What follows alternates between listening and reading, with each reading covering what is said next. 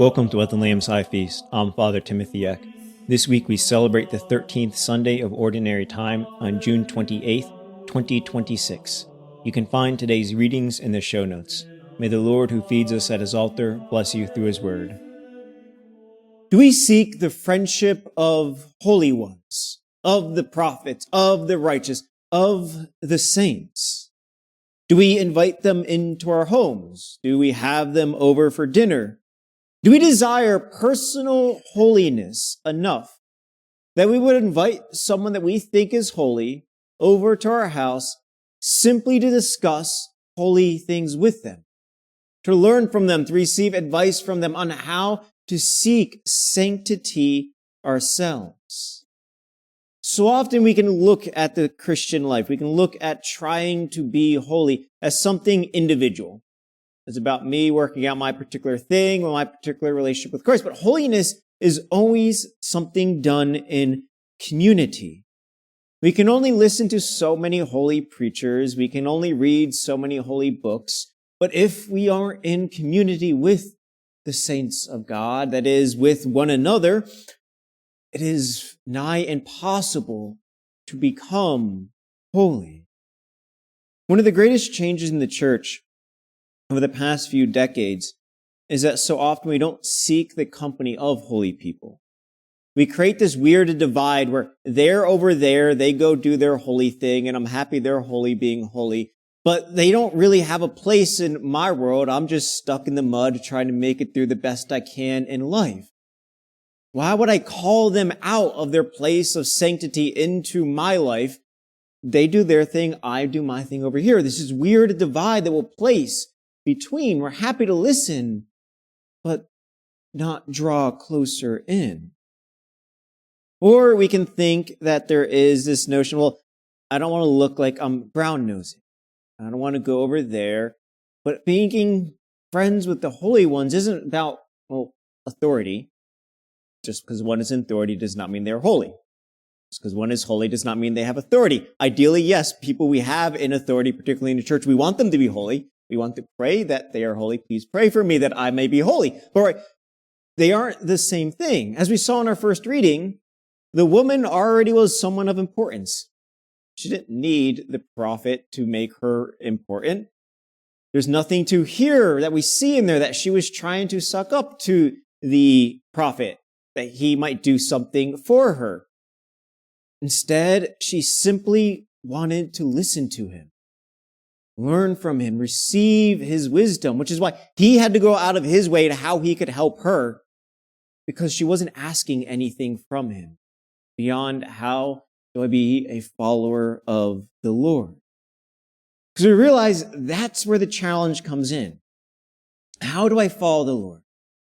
For example, our gospel today, we hear Christ say that to love anything more than him means that you are not worthy of him. Period. He only makes it more and more severe as he's going along. If you love anything more than him, even your own life, you're not worthy of him.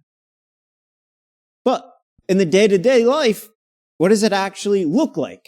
Sure, we're going to go through and say, I don't actually love anything necessarily more than Christ. And naturally, we agree with ourselves in our assessment that we don't love anything more than Christ. But how do we know? We can see whoever loves son or daughter more than me is not worthy of me, and then naturally conclude whatever that does mean, it's whatever we're actually already doing. How do we receive feedback on what do I need to change? And if you were wrong, well, I could tell you some principles, but what do? I could tell you, you need to do less for your children, but you know what? Why are you going to listen to me? Right at the end of the day, push comes to shove. Why would you listen to one person over the other? Because these things are quite severe. They require some major changes. And ultimately, you want to know, do they walk the walk if they're going to say so, right? Like, what's the proof that I should listen? Holiness. We seek the holy ones because they are living out what they are saying. And so when they come and say, well, maybe you could change this, when we ask them for advice, we know that they're not just speaking nice, logical truths, but it's like, okay, yeah, they've lived this, or they're trying to live it themselves. That is, they have skin in the game. How do you find them? What are the signs of sanctity? Well, you're already here, so it's a good start, right? You start by going to where you would find the saints, where holy ones would be, are going to be around the church. They're going to be at parishes. They're going to be at Catholic institutions, Catholic organizations. Now, yes, it's true. You could find someone who's holy at ShopRite, but by pure probability, the person that's holy at ShopRite, probably you could find them at one of the parishes nearby that ShopRite, because the holy ones are near God. The holy ones are near the church. They're part of Holy Mother Church. Second, those who are holy have a tranquility when faced with opposition or debate or differences. Now, that does not mean that holy people don't get heated, don't have strong opinions. Saint Jerome and Saint Augustine, for example, are famous for writing letters to one another, quite angry how they thought each other was wrong and dumb.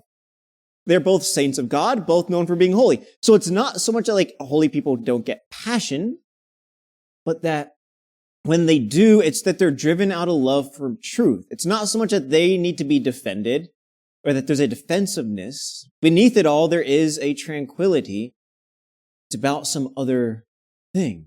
And that they can move back out of that peaceably, as opposed to so many things we know. We get angry and then, well, there goes to next week to calm down and become recollected again.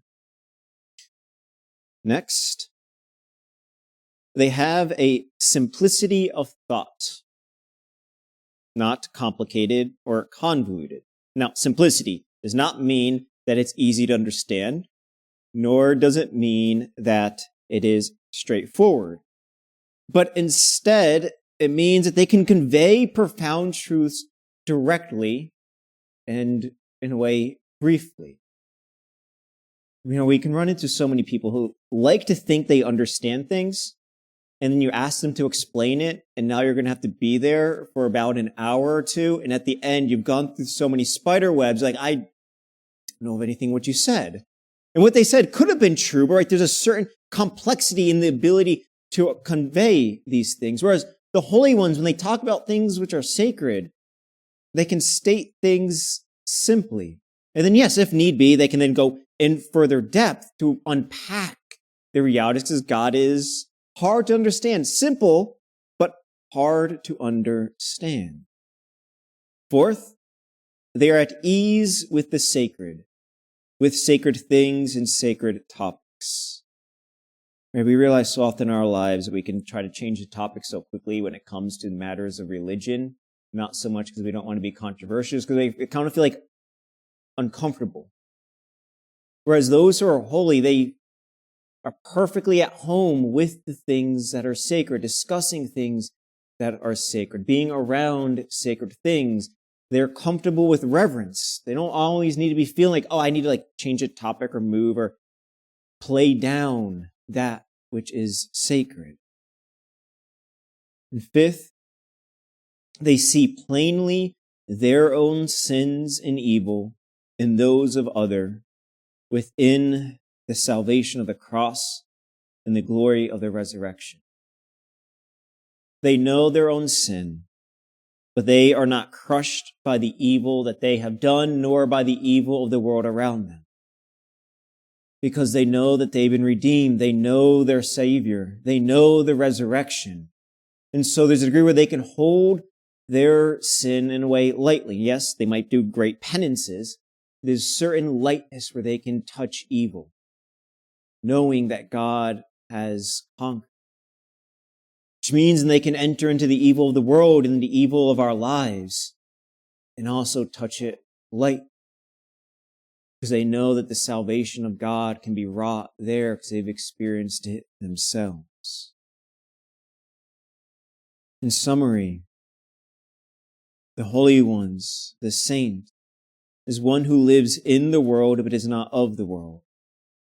To the eyes of the world, they seem both familiar yet foreign, attractive yet demanding. My brothers and sisters, look for the holy ones of God. They exist in our midst. Search for wherever they might be found within Holy Mother Church. Engage their friendship, welcome them into your homes and lives, so that you too might become a holy one of God.